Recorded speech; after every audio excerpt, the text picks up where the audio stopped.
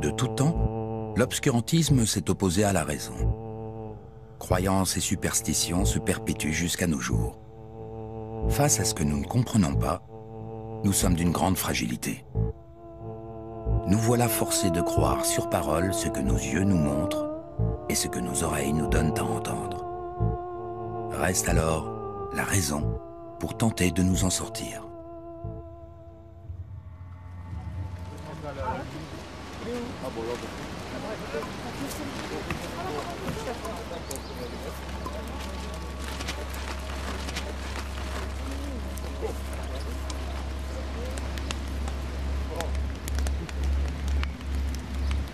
La thématique de ce soir, c'est de faire une marche sur le feu. Alors pourquoi une marche sur le feu? Le processus de la marche sur le feu, c'est un processus de changement, un processus de transformation.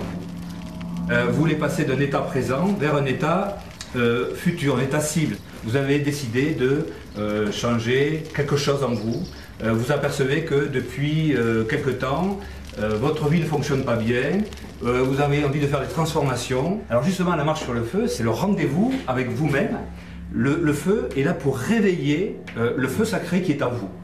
Et ce soir, justement, ce moment de traversée du feu, c'est aussi bien trouver en soi cette force, cette envie de se dépasser.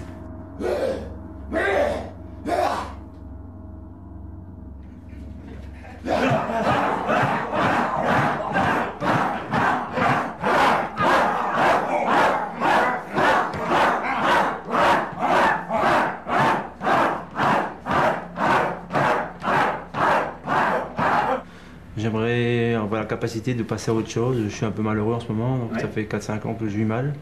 Je voudrais avoir du courage pour dire de passer au-dessus et pas penser aux conséquences. Lâcher les peurs, justement, oui. Lâcher prise sur beaucoup de choses. Et puis, pour la cartésienne que je suis, c'est peut-être un moyen de prouver la puissance de l'esprit sur la matière.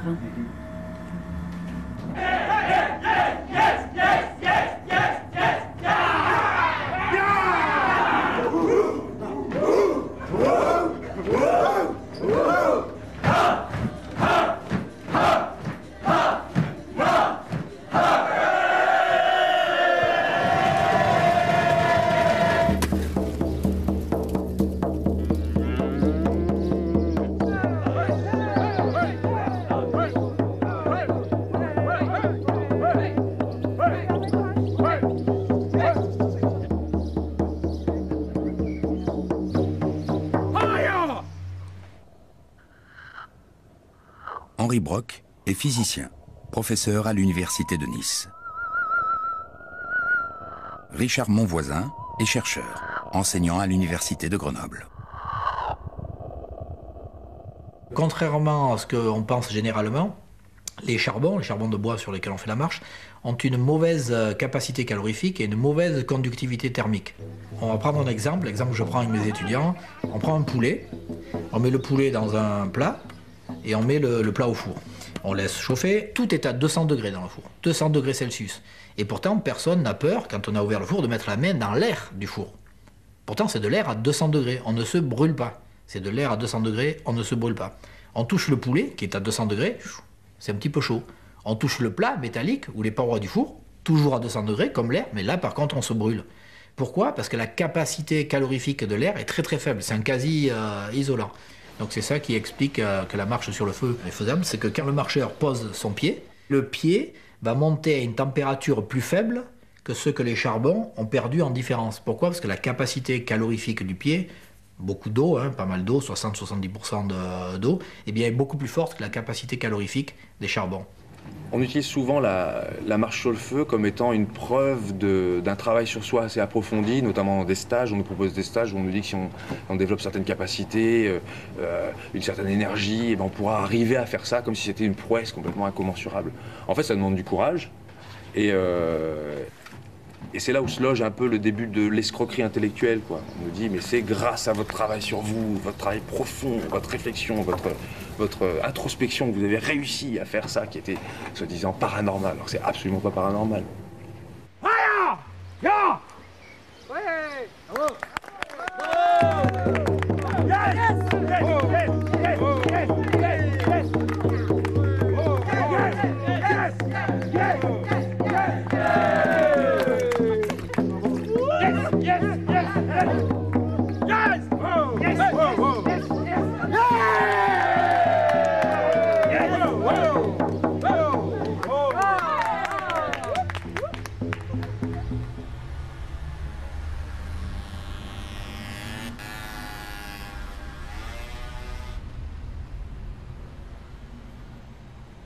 je vous demanderai de prendre votre pendule en main.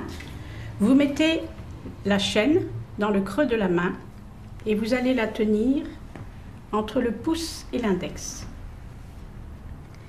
Il faut apprendre à faire ce que l'on appelle le vide mental. C'est savoir arrêter la pensée. Ne pas penser, seulement sentir sans penser. On sent et on comprend en même temps. On ne sait pas comment on comprend, mais on constate que ce n'est pas par le cerveau.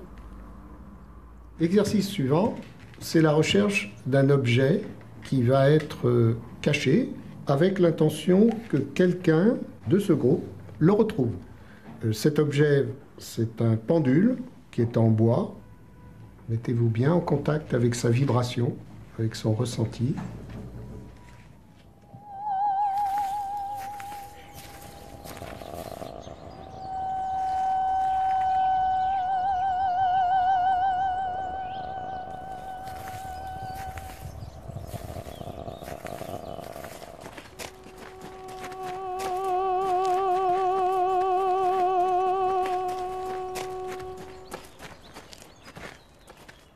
Bien, nous allons essayer de trouver la zone à peu près précise où se trouve cet objet. C'est au pied d'un arbre. L'objet a été déposé dans un endroit relativement facile d'accès. Donc ne vous aventurez pas dans le milieu des fourrés. Donc je vous rappelle, c'est au pied d'un arbre.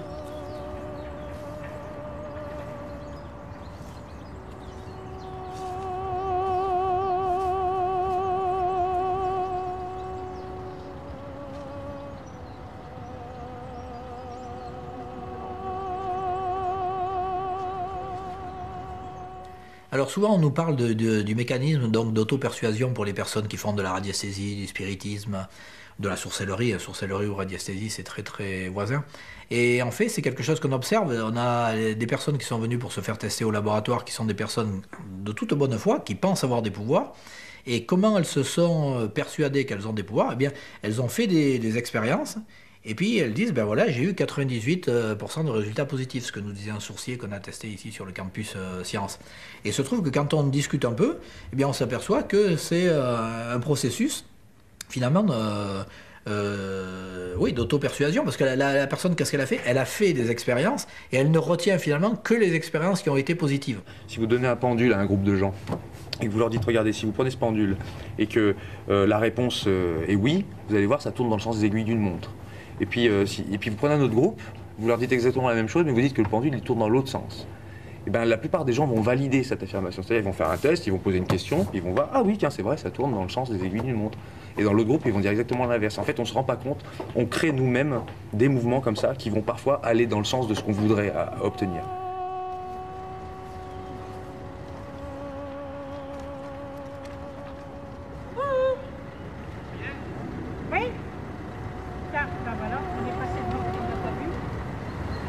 C'était là, non?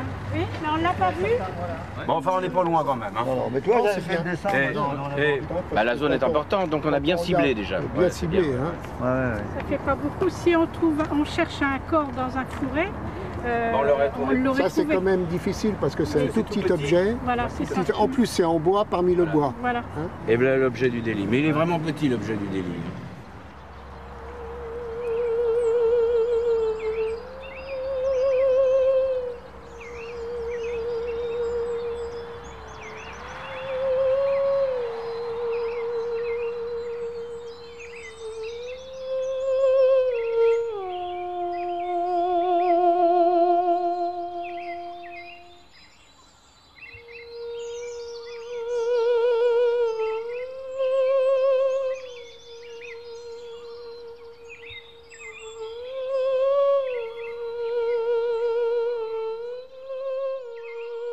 La radiesthésie, c'est la capacité qu'auraient certains individus de détecter à peu près n'importe quoi à l'aide d'un pendule, d'une baguette ou pour certains à l'aide de rien du tout, juste avec les mains.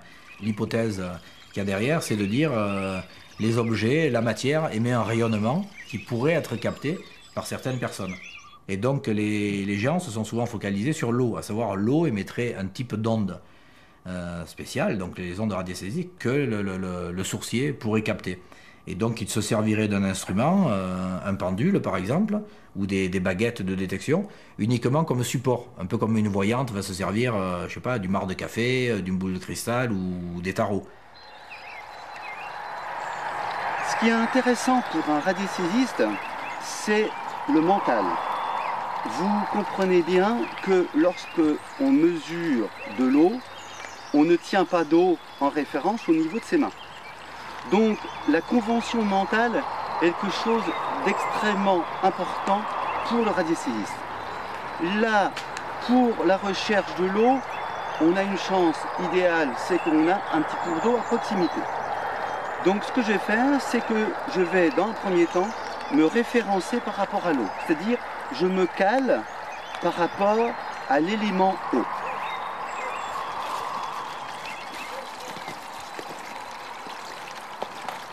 Et je m'y concentre.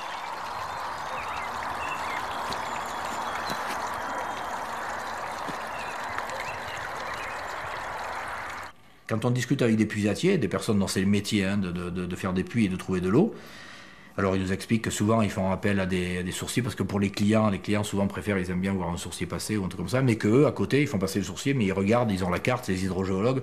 Si le sourcier a dit ici, que la carte indique plutôt ici, ils creusent plutôt là où indique la carte.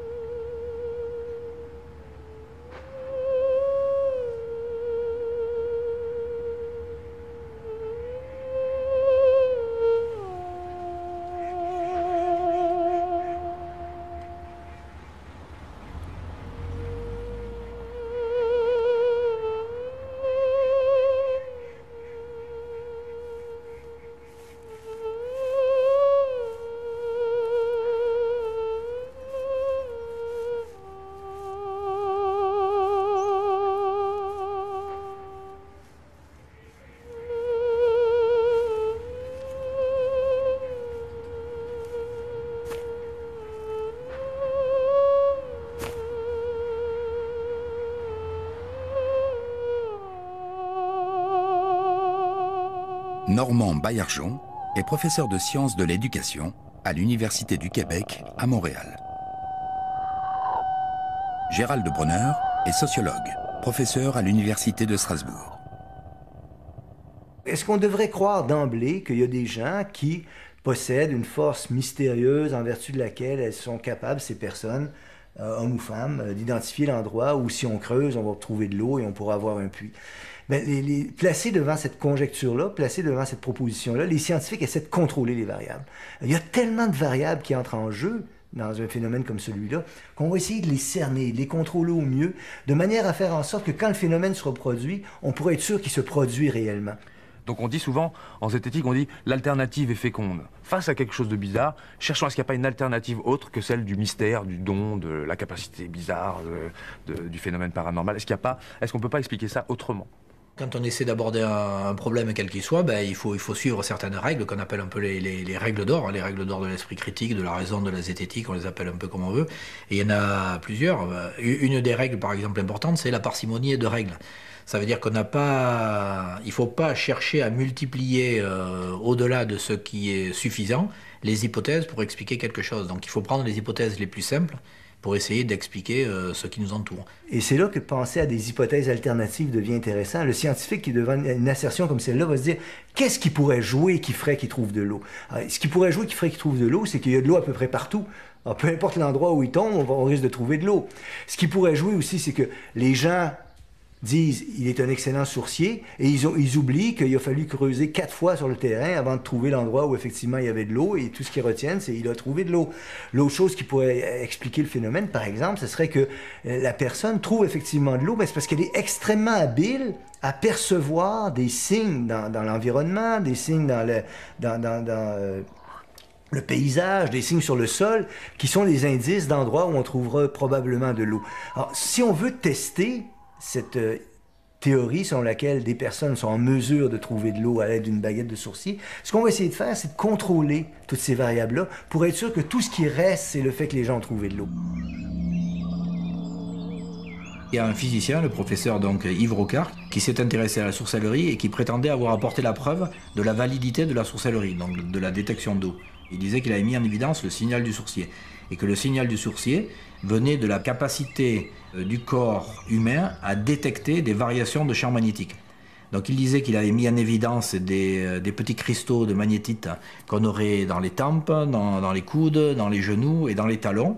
Et il disait que les détecteurs essentiels, c'était ceux des talons. Pourquoi? Tout simplement parce que quand on marche sur le sol, c'est les talons qui sont en contact avec le sol, donc il y a un champ magnétique terrestre général. Et il disait, si les détecteurs que l'on a dans les talons détectent un changement de champ magnétique, ce qui s'appelle en physique un gradient de champ magnétique, à ce moment-là, il va y avoir une réaction induite dans la personne. On a un champ de côté et un champ un peu différent de l'autre. Bien, ça induit un mouvement. Et ce mouvement, ça serait un mouvement musculaire qui provoque le mouvement du pendule, d'accord? Le mouvement, la mise en rotation, le balancement, ou le mouvement des baguettes. D'où la soi-disant capacité de détecter l'eau. Donc là, je commence à avoir un signal maximum. Bon, c'est vrai que là, les baguettes s'agitent un petit peu parce que je ne peux pas contrôler complètement leur mouvement. C'est normal, hein, je ne suis pas en contact avec. Donc là, c'est vraiment mon corps qui réagit. Donc mes petits cristaux de magnétique qui réagissent. Donc je reviens en arrière pour retrouver donc cette veine.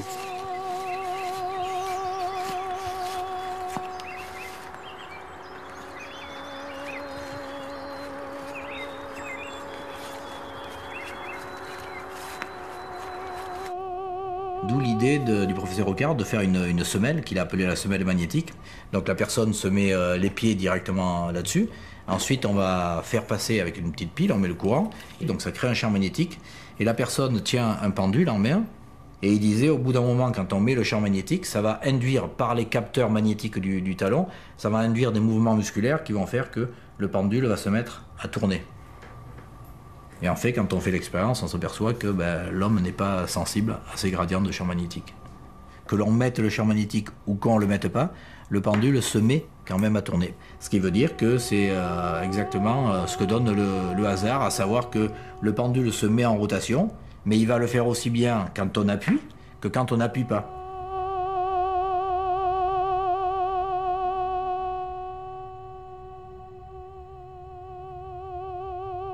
Un truc qu'on peut faire même chez soi, si quelqu'un pense pouvoir distinguer de l'eau d'autre chose sur un protocole simple. On prend 10 bouteilles d'eau. On prend 10 bouteilles d'eau, dont 9 sont remplies par autre chose que de l'eau. On propose à la personne qui dit avoir la capacité de sorcellerie de vérifier parmi les 10 bouteilles laquelle est celle qui contient l'eau.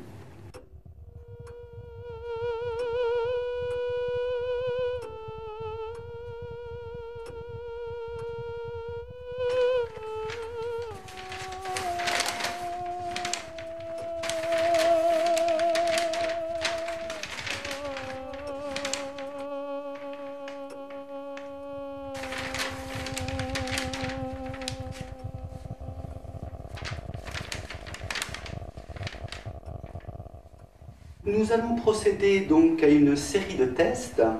Donc vous voyez devant vous, vous avez donc 10 échantillons. Dans ces 10 échantillons, il y aura un échantillon donc, qui sera donc avec un repère qui sera représentatif de la bouteille d'eau. Donc avec mes baguettes actuelles, des baguettes de ma propre création, baguettes qui sont sensibles à l'eau, je vais donc essayer de localiser durant ces tests où se trouve la bouteille d'eau.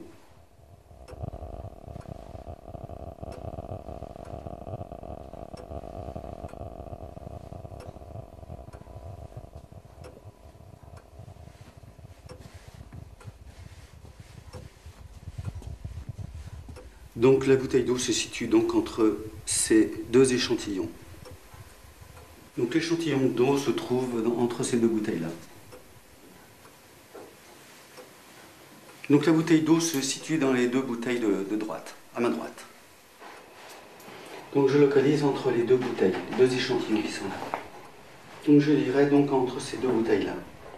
Et quand on fait ce genre de test-là, ben, les sourciers échouent lamentablement. Alors là, c'est intéressant de le constater.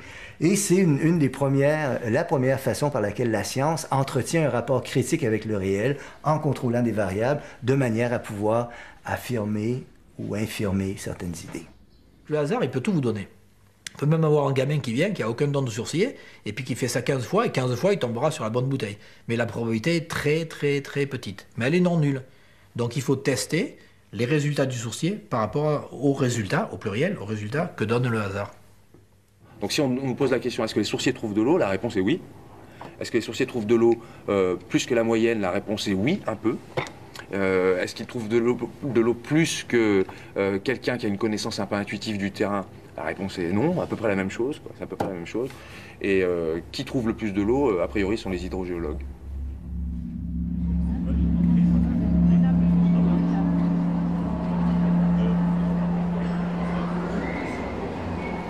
Bienvenue au Salon de la Voyance. Les stands des séances de voyance sont ouverts jusqu'à 20h. Les distributeurs de billets sont disponibles à côté de la porte d'entrée.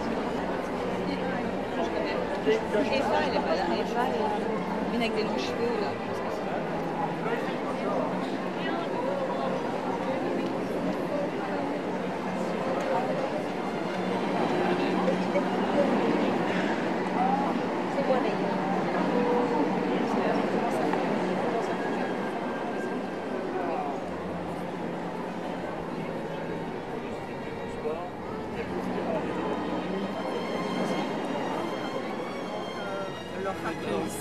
Mais il a vraiment la réussite dessus, et même ce qu'il le peine pour actuellement, il a la réussite. Donc sur ce qu'il désire, c'est quelqu'un qui obtient toujours ce qu'il veut. Sa femme laisse beaucoup aussi, hein. C'est vraiment ça qui l'aide à aller de l'avant. Ici, votre union est heureuse, elle est protégée par l'étoile.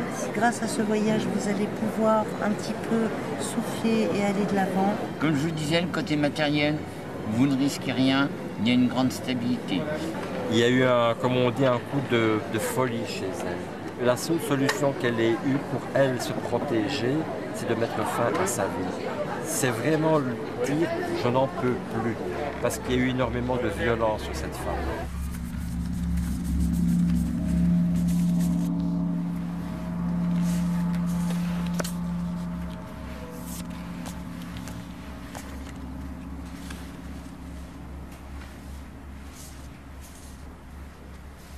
Le cold reading, ou la lecture à froid, c'est un art qui est pratiqué parfois consciemment, très consciemment, et parfois moins consciemment, voire inconsciemment, par des personnes qui savent donner à ceux à qui ils s'adressent l'illusion que ce qu'ils disent sur ces personnes-là leur correspond tout à fait, par toute une série de mécanismes extrêmement subtils, comme par exemple le fait de lancer des propositions plus ou moins vagues en attendant la confirmation par le sujet auquel on s'adresse, le fait de connaître, d'avoir en soi, dans sa conscience, une série d'informations dont le degré de probabilité est tel qu'en les lançant à ces personnes, les personnes vont réagir en croyant que ça s'adresse effectivement à eux. Les gens qui pratiquent le cold reading, qui est l'art qui prend des formes que je viens de décrire, sont en mesure de faire croire à certaines personnes qu'ils sont capables de lire dans leur passé et de prédire leur avenir ou de dire sur elles des choses que personne ne connaît mais qu'elles ont réussi à percer en vertu du pouvoir qu'elles posséderaient. Il y a un sceptique américain qui s'appelle Michael Shermer qui l'a appris en quelques heures et qui l'a mis en application tout de suite avec un certain nombre de personnes. Et les personnes sortaient de là convaincues qu'il avait véritablement un talent, ce qui est assez extraordinaire quand même. Ce qui veut dire qu'il y a là-dedans quelques recettes de base qu'on est capable d'utiliser. Comme par exemple, on le devine tous d'emblée, que ce qui préoccupe les gens sont des choses comme la santé, l'argent, l'amour. Alors lorsque vous êtes un diseur de bonne aventure ou une diseuse de bonne aventure, aborder ces sujets-là, ce sont des paris pas trop risqués, parce que c'est vers ça que les questions vont aller. Alors, quelle est votre question, je vous prie? Ma question, c'est par rapport à un déménagement. Oui. Donc là, effectivement, vous êtes actuellement sur une nouvelle position, parce qu'on voit qu'il y a un changement, effectivement, qui doit être organisé, mais c'est quelque chose que vous redoutez en même temps. En tout cas, pour vous, l'année 2012 sera une année de changement, de transformation, parce que là, vous avez besoin d'un changement, je dirais, radical. Ah oui, oui, c'est ce que j'allais vous dire. Exactement, c'est une renaissance. Voilà. On voit qu'on cible plusieurs départements, alors, enfin, plusieurs arrondissements plutôt. Par contre, l'appartement qui vous sera octroyé, je pense que c'est tout près d'un point d'eau, parce qu'on voit une situation d'eau. Ah bon? Et ça peut être effectivement au niveau d'une fontaine, il y a quelque chose, en tout cas, il y a un endroit touristique avec de l'eau. D'accord. Je vois pas des travaux non plus excessifs, mais vu que c'est le côté ancien, vous allez remettre entre guillemets à votre goût, chose qui est un peu logique, mais ça peut être des petits ravalements de façade, des choses comme ça, au niveau des murs, au niveau de la cuisine surtout, je pense. Ah oui? Enfin, j'ai tout ce qui sort au niveau de la cuisine. D'accord. D'ailleurs, ça serait bien un peu des couleurs vives pour vous aussi. Hein. Essayez d'un petit peu égayer tout ça. Soyez plus, entre guillemets, je dis pas que vous ne l'êtes pas, mais soyez plus positive. Ah oui, oui. Oui, bah, je suis un peu négative, oui, voilà. Effectivement. Stéphane Ballotti est prestidigitateur. Tiens, écoute, on n'a qu'à essayer là, c'est ouvert si tu veux.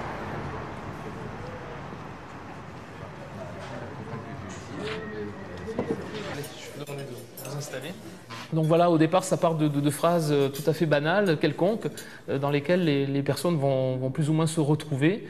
Et du fait qu'elles acquiescent un petit peu avec la tête ou un petit clignement d'œil va m'aider, va me donner des informations importantes pour savoir si j'ai tapé juste ou pas.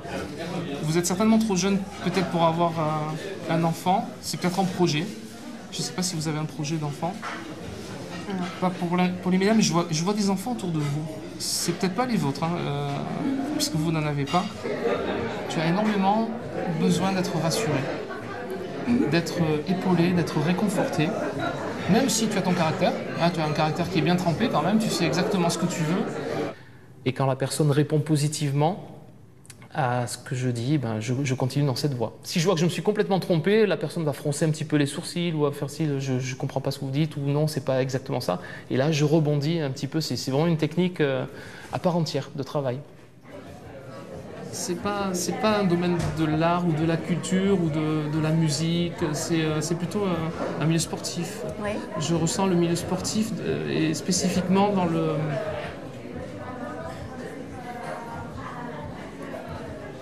Oh, j'ai des images de... Ça n'a rien à voir, vraiment rien à voir. J'ai des images de courses, de voitures, de rallye ou... Oui, c'est ça. Vous travaillez dans ce milieu-là, oui. De l'automobile. Oui. On utilise là, dans ce cas une technique qui s'appelle aussi l'effet Forer, hein, du nom de son inventeur. C'est-à-dire que je vais commencer à parler avec ces personnes qui étaient, bon, je précise, volontaires hein, pour mener cette expérience. Je commence à annoncer des faits, mais d'une façon relativement creuse. Je lance des phrases du style... je vois une blessure dans votre enfance.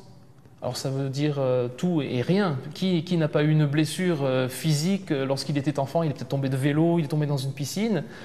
Ça peut être une blessure psychique aussi. Et ça, c'est la personne qui est en face de moi qui va me répondre, non pas par le langage verbal, mais le langage corporel.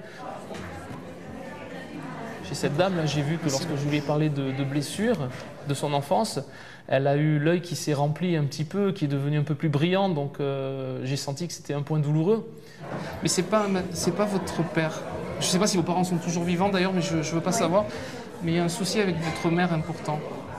Je pense qu'il y a eu un abandon de la part de votre mère. Alors je ne sais pas si l'abandon est physique ou psychologique, mais il y a eu, les deux. Il y a eu une fuite en tout cas, quelque part. Ouais. J'ai demandé à la personne en face de moi de poser ses mains sur les miennes. Hein, donc j'ai institué une sorte de petit protocole de mise en place, de scénario un petit peu mystique. Mais moi, ça m'a donné déjà 2 informations importantes sur elle, à savoir qu'elle n'avait pas d'alliance. Donc ça voulait déjà dire quand même au niveau couple qu'il y avait quelque chose qui s'était passé. Donc j'ai tout de suite pensé à une rupture. Donc j'ai joué sur le fait de la rupture ou d'une brisure dans sa vie. Et plus tard, il y a un deuxième abandon qui n'est pas de votre fait. En fait. Je crois que c'est un rapport avec votre vie sentimentale.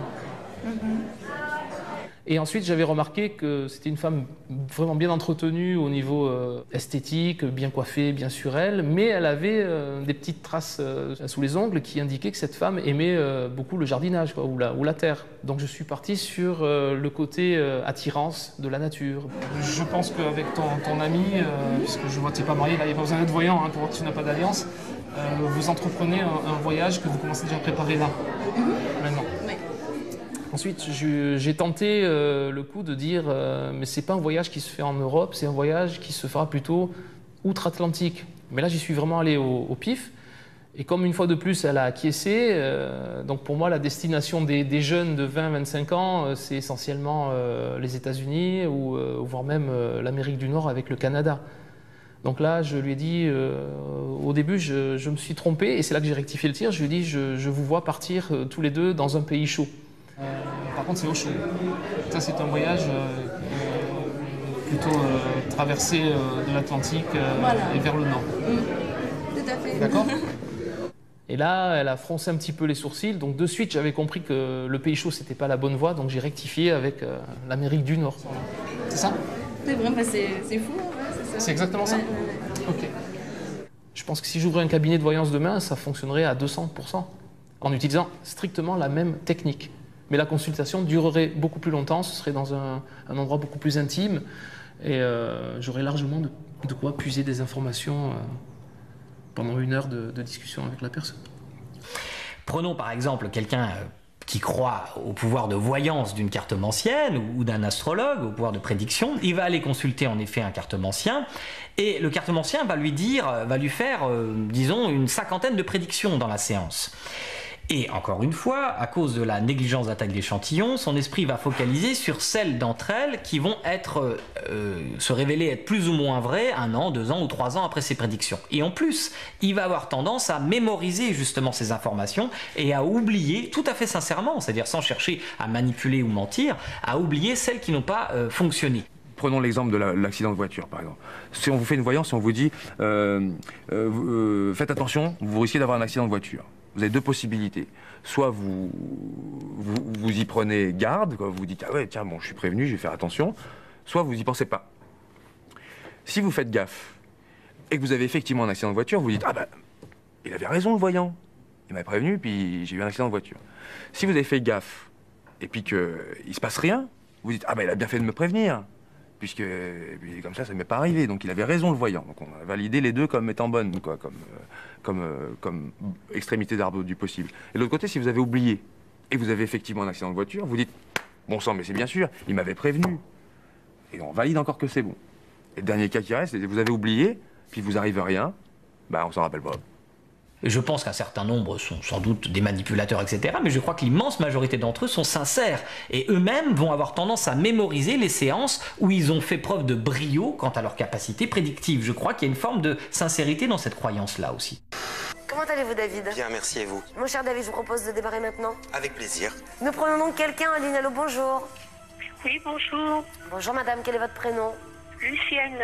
Lucienne. Que puis-je pour vous, Lucienne? Beaucoup de gens croient plus ou moins qu'il existe des phénomènes qui n'ont aucune explication scientifique. Mesdames et messieurs, Uri Geller. Je ne pense pas être le seul à pouvoir faire ce que je fais. En tout cas, en ce qui concerne la télépathie, c'est sûr. Tordre les objets, je ne sais pas. J'ignore si beaucoup de télépathes peuvent exercer dans les conditions d'une expérience scientifique. Moi, j'ai la chance de pouvoir le faire. Pouvez-vous tenir cette fourchette? Vous voyez, je la tiens très délicatement, comme ça. Vous voyez, elle se ramollit. Est-ce que la caméra peut zoomer, s'il vous plaît? Vous voyez comme elle... C'est comme du plastique. Puis-je la tenir 1 seconde? Vous voyez, elle se fissure. Elle est devenue comme du plastique.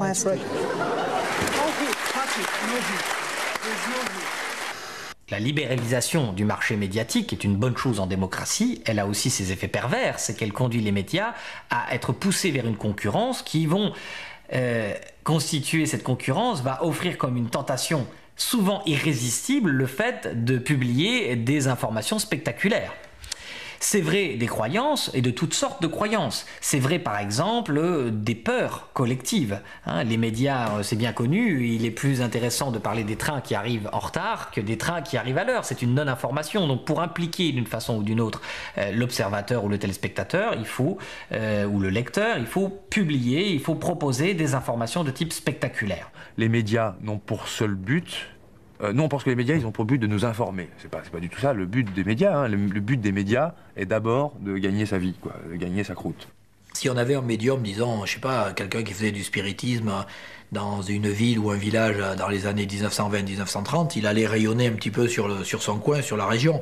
Donc il allait toucher quelques dizaines de milliers de personnes, quelques centaines de milliers de personnes, en étant un petit peu large, mais sans plus. Et puis il se trouve qu'avec la télévision, la radio, maintenant avec le réseau, avec la toile, eh bien si quelqu'un passe à une émission de télé en montrant qu'il tord 3 petites cuillères, il va toucher un premier public facilement 10 à 15 millions de téléspectateurs, et puis ça va diffuser, donc il va toucher plusieurs dizaines de millions de téléspectateurs.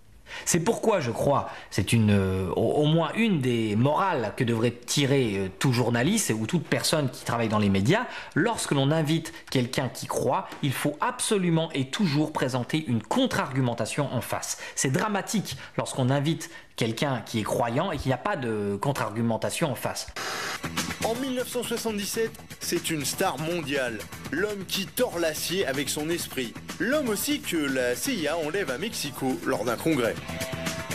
Pendant 11 ans, Jean-Pierre Girard va donc espionner pour le compte de la CIA. Un espion un peu particulier puisque télékinésiste et télépathe. Une énigme et un sujet d'étude infini pour les scientifiques et les chercheurs du monde entier. Jean-Pierre Girard est devenu le parapsychologue le plus célèbre de l'histoire.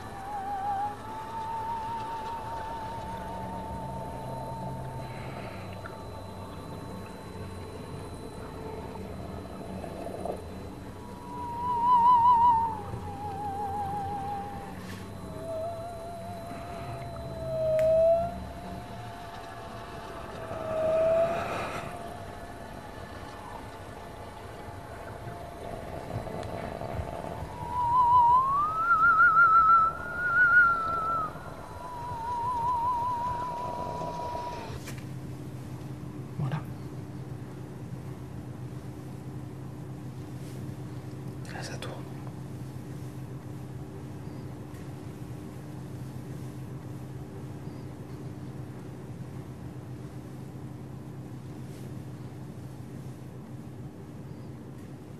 Voilà, donc l'expérience est tout à fait réalisable par quelqu'un comme moi qui n'a aucun pouvoir, aucun magnétisme revendiqué en tout cas. Et il suffit d'avoir un simple petit aimant dissimulé sous le pantalon ou collé sur la cuisse ou le genou. Donc je pense que si on conserve l'hypothèse d'un trucage avec un petit aimant, n'importe qui peut avoir des dons de magnétisme à ce moment-là. Je crois que tout le monde a ce pouvoir, mais chez moi il est plus puissant que chez les autres. Et puis il doit y avoir aussi un élément extérieur qui a son importance. Mais comment les hommes de science expliquent-ils votre pouvoir? Au début, les savants sont sceptiques. Ils veulent me voir travailler dans des conditions expérimentales. Après, ils ne comprennent pas ce qui arrive, et moi non plus. Je vais me concentrer sur vos clés. Je vais seulement les effleurer légèrement, les caresser. Et dans mon esprit, je dis « tords-toi ». Vous voyez, vous ne pourrez pas rentrer chez vous ce soir, monsieur.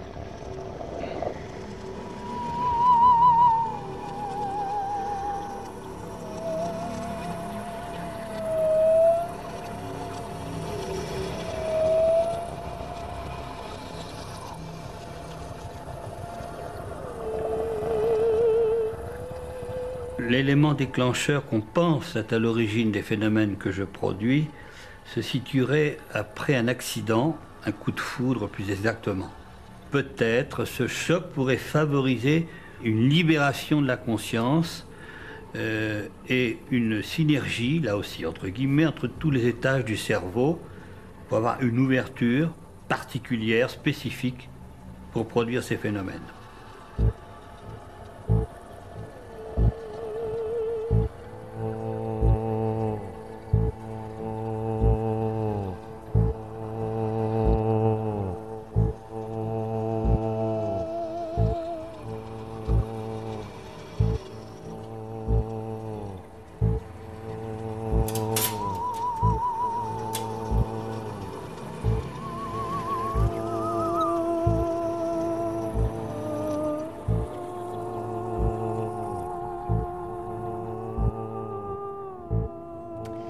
Alors en fait, c'est une fourchette qui paraît tout à fait normale. Enfin, c'est une fourchette normale au point de vue forme. C'est-à-dire qu'on peut manger avec, hein, on peut vraiment s'en servir. Mais par contre, le métal avec lequel elle est faite, c'est un métal particulier, c'est du nitinol. Nitinol, ça veut dire nickel et titane. C'est un alliage de nickel et de titane qui a la particularité de pouvoir conserver en mémoire une forme qu'on lui a imposée. Et ça peut être utilisé pour faire croire à des dons de psychokinèse. Psychokinèse, c'est le pouvoir de l'esprit sur la matière. Donc, on met un objet, on se concentre un petit peu, comme je faisais tout à l'heure, on tient dans la main, etc. Et soi-disant, par le pouvoir de son esprit, le pouvoir qui serait donc au bout de ses doigts, on arrive à faire tordre l'objet, etc. Et en réalité, là, c'est une application, disons, de la physique.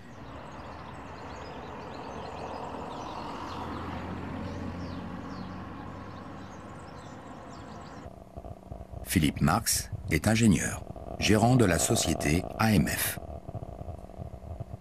Il faut savoir que 95% des utilisations du nitinol dans le monde, c'est le domaine médical. Et dans ces 95%, en plus, c'est plutôt la superlasticité qui est utilisée en cathétérisme. Après, il y a quelques applications de mémoire de forme, comme l'agrafe d'ostéosynthèse. C'est une agrafe qui va se placer dans la main ou dans le pied pour des chirurgies correctives mais osseuses, puisque c'est de l'ostéosynthèse. Donc l'avantage, c'est, on va dire, c'est une agrafe qui se ferme sans agrafeuse, toute seule, rien qu'avec la chaleur du corps humain. Alors comment ça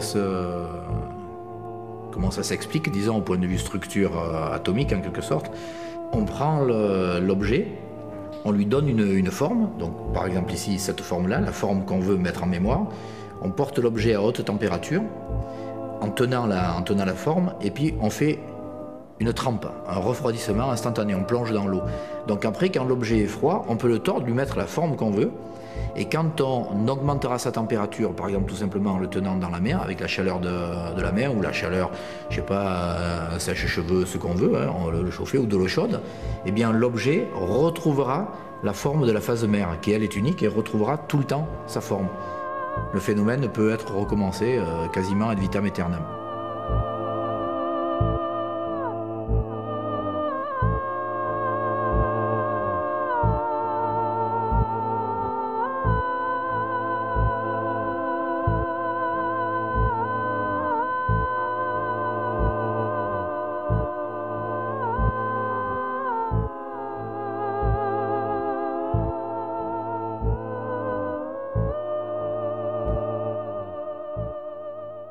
C'est amusant d'essayer de démonter des mécanismes de croyance. C'est amusant de voir comment certaines personnes ou certaines institutions sont en mesure de nous tromper, de nous avoir et de démonter le mécanisme par lequel on s'est fait tromper. Donc, il y a un intérêt épistémologique, comme je le disais, de théorie de la connaissance. Je veux avoir de bonnes raisons pour croire aux propositions auxquelles je vais adhérer. En certains cas, c'est tellement grave que je peux jouer ma santé ou ma vie. Tu sais, si je mets ma santé entre les mains de charlatans, c'est ma vie peut-être que je suis en train de jouer. Donc, c'est toujours, c'est pas toujours aussi grave, mais c'est toujours, il me semble-t-il, une vertu épistémique que de croire à des propositions pour de bonnes raisons. La croyance, je le disais, a des ressources cognitives. Elle est fondée toujours sur un socle d'arguments qui semble très convaincant, à condition de ne pas avoir de contre-argumentation en face. C'est précisément ce que l'on trouve dans les milieux de croyants qui se fréquentent entre eux, des milieux qui vont avoir tendance à se radicaliser, ce qu'on appelle la focalisation des groupes. Plus on discute entre nous, plus il va y avoir une surenchère d'arguments et disons, de conviction, de crédulité. Et c'est vrai de beaucoup de croyances, et c'est vrai y compris de croyances dont on pourrait croire qu'elles ont été défaites définitivement par les acquis de la science. Le fait de savoir beaucoup de choses n'entraîne pas nécessairement le développement de la pensée critique. On voit par exemple que des gens disposent de certaines connaissances et tout se passe comme si ils passaient pas à l'étape de les mettre en application ou de les mettre en œuvre. Et peut-être qu'un des facteurs d'explication, c'est qu'on n'insiste pas en éducation suffisamment sur le développement de la pensée critique. Tous ces outils-là sont des outils absolument remarquables pour passer derrière le paravent des idées reçues sur les questions sociales et politiques ou économiques. Et ce serait non seulement une forme de réflexe d'autodéfense mentale que de le faire, mais aussi un devoir moral. Nous aurions, en tant que citoyens de démocratie, le devoir de douter de la vérité officielle et même de démontrer qu'elle est fausse lorsque c'est le cas. On est le 2 août 1990. L'Irak envahit le Koweït. Le 6 août 1990 toujours, des sanctions sont données par l'ONU. Et là, à l'automne, il y a un grand débat aux États-Unis sur la pertinence d'entrer en guerre. Et je vous rappelle que Saddam Hussein était le dictateur, un des dictateurs préférés des États-Unis pendant de très longues années, quelqu'un qu'ils ont appuyé. Et au sein des élites, il y a un débat. Et au sein des gouvernants américains, il y a un débat. Et c'est là qu'arrive Naïra. Elle se présente devant un caucus des droits humains de la House of Representatives aux États-Unis. Et elle livre un témoignage absolument bouleversant sur l'entrée des forces de Saddam Hussein au Koweït. Pour expliquer que les Koweïtiens qui venaient d'être envahis par les Irakiens avaient été témoins de soldats irakiens qui enlevaient les bébés des couveuses et les jetaient par terre. Et donc elle témoigne en larmes, la jeune fille, elle s'appelait Naïra. Elle explique ça, elle a 20 ans, quoi. Elle dit qu'elle est infirmière, qu'elle a fait ça, et qu'elle a vu ça, et que c'était horrible, et que vraiment les Irakiens sont des monstres, etc., etc. While I was there, I saw the Iraqi soldiers come into the hospital with guns. They took the babies out of the incubators. Took the incubators and left the children to die on the cold floor. Et peu de temps après, enfin quelques jours après, la guerre est déclarée. L'expression qui apparaît dans les journaux partout, c'est que Saddam Hussein est le nouvel Hitler. Ça va être l'expression consacrée. Et à ce moment-là, il n'y a plus l'hésitation qu'il y avait auparavant et les États-Unis entrent en guerre contre l'Irak. Sauf qu'on se rend compte après qu'en fait, non seulement cette jeune fille koweïtienne, bon, elle n'était pas au Koweït du tout, on s'est rendu compte qu'elle s'appelait Naïra, c'était la fille de Nasir al-Sabah, l'ambassadeur du Koweït aux États-Unis. Elle n'avait pas été au Koweït. C'était une histoire complètement bidonnée, inventée de toutes pièces par une boîte de marketing médiatique qui s'appelle Hill & Knowlton. Et donc pour 14 millions de dollars, vous pouviez vous payer une fausse information de toutes pièces qui permettait de déclencher la guerre en Irak. Extraordinaire quand même, non? C'est-à-dire que vous pouvez construire un mensonge scientifique, sociopolitique, à 14 millions de dollars, et qui peut avoir des conséquences désastreuses pour des milliers et des milliers d'êtres humains. Alors quand on sait ça, on se dit il faut faire attention quand même dans la discussion démocratique qu'on est censé avoir aux forces qui interviennent. Les firmes de relations publiques occupent une place absolument prépondérante dans toutes les sociétés. Et quand on sait ça, on ne peut pas ne pas avoir une attitude de critique devant les informations qui nous sont données. Et les méthodes pour casser ces mensonges-là sont exactement les mêmes que celles qui permettent d'analyser si une théorie est valide ou pas en sciences expérimentales. C'est la même chose. Vérifions la source. Qui dit quoi? Sur quelle base? Quels sont les faits de départ? Etc. etc. Je pense que la pensée critique a un rôle à jouer là aussi, c'est-à-dire qu'elle devrait d'abord nous mettre en garde contre la représentation du monde qui est donnée dans les grands médias, nous inciter à aller lire ailleurs et nous amener à adopter des stratégies critiques devant les productions médiatiques usuelles, toutes les productions médiatiques, mais souvent aussi devant celles qu'on nous représente la plupart du temps.